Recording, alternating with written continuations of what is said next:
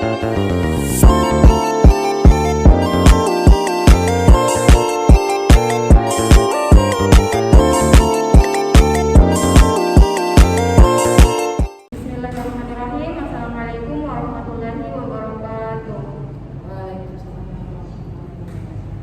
Pertama-tama mari kita panjatkan puji serta syukur kita atas kehadiran Allah Subhanahu wa taala karena berkat rahmat dan karunia-Nya sehingga kita dapat berkumpul di ruangan ini dalam keadaan sehat walafiat. Salawat dan tiga salam tak lupa pula kita curahkan kepada junjungan kita Nabi Allah Mustafa Muhammad sallallahu alaihi wasallam yang sampai hari ini masih memberikan syafaatnya kepada kita semua.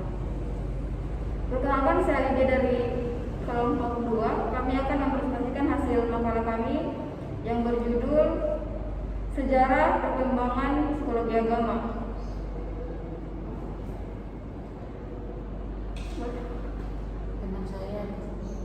Teman saya atas nama Rizky Rahmadayanti dan saya Astriani. Baik. Untuk mengefisiensikan waktu, saya persilakan kepada pemateri pertama untuk memaparkan materinya. Terima kasih kepada moderator yang telah mempersilahkan saya. Baik, yang pertama itu ada sejarah perkembangan psikologi. Sejak munculnya berbagai agama di dunia, maka berkembanglah perkembangan psikologi. Tetapi penelitian agama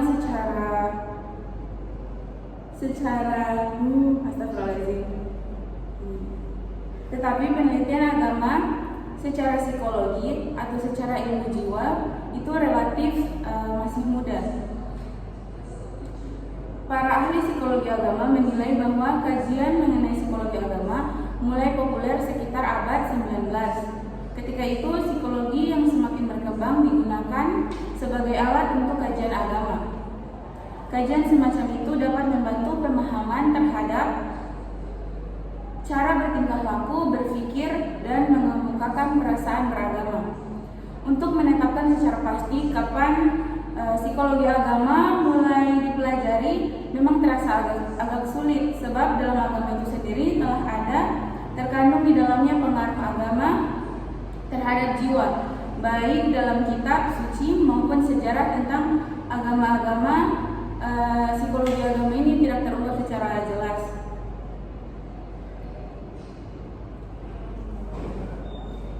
Berdasarkan sumber barat, kajian psikologi agama mulai populer sekitar abad 19.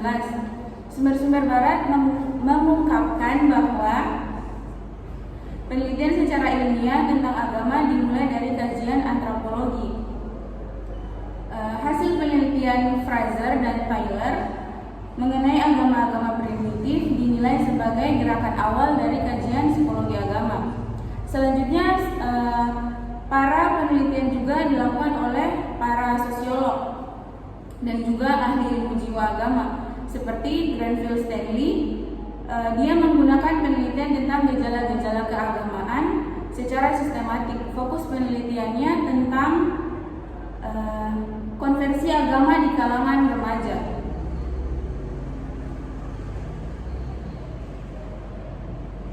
Diller Starbuck dipandang sebagai peletak dasar bagi penelitian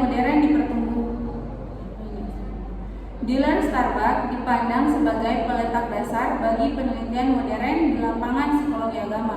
Bukunya yang berjudul Pembahasan mengenai pertumbuhan perasaan agama, yaitu The Psychology of Religion, an Empirical Study of Growth of Religions Consciousness, diterbitkan tahun 1899, dianggap sebagai buku pertama mengenai ilmu jiwa agama oleh kalangan ahli psikologi barat. Para ilmuwan dan agamawan yang semula berselisih pendapat mengenai psikologi agama kini seakan menyatu bahwa dalam kehidupan modern peran agama menjadi kian penting. Pendekatan psikologi agama dapat memecahkan berbagai problem kehidupan yang dihadapi manusia sebagai makhluk yang memiliki nilai-nilai peradaban dan nilai moral. Selanjutnya saya persilahkan kepada moderator.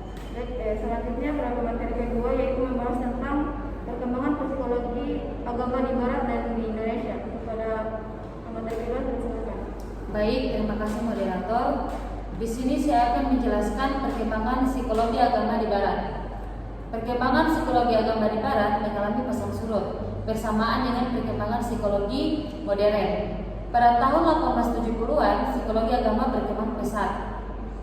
Namun, pada tahun 1930 sampai 1950, psikologi agama mengalami penurunan, tetapi kemudian meningkat lagi. Menurut Toules, sejak terbitnya buku The Varieties of Religion Experience tahun 1903 sebagai kumpulan kuliah oleh William James di Emory University di Skotlandia. Nah, maka langkah awal kajian psikologi agama ini mulai diakui oleh para ahli.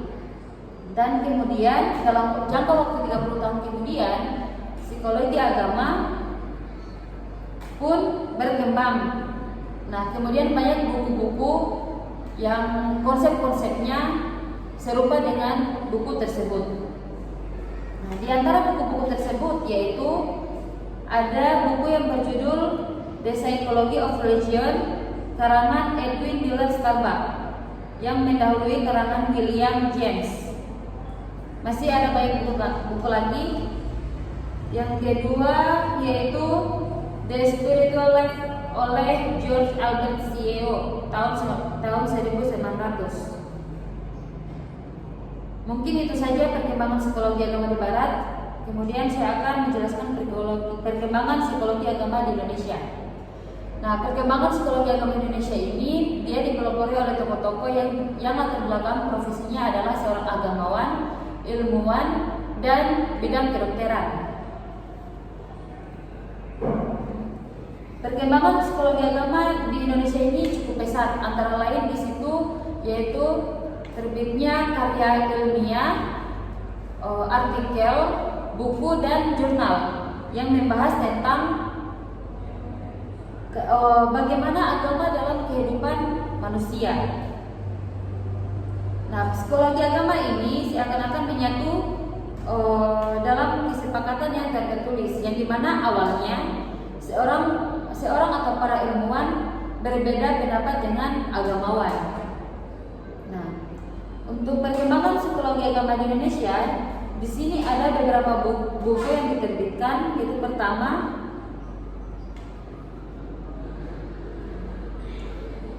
buku Agama dan Kesehatan Badan atau Jiwa pada tahun 1965 yang ditulis oleh Profesor Dr. Haji Aulia.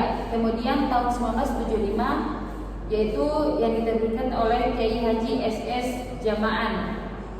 Dan terakhir itu buku Islam dan Psikosomatik oleh Dr. Michi Syukur Lister. Mungkin itu saja yang bisa saya jelaskan untuk perkembangan psikologi agama di Barat dan di Indonesia. Kemudian saya kembalikan ke moderator. Baik, mungkin itu saja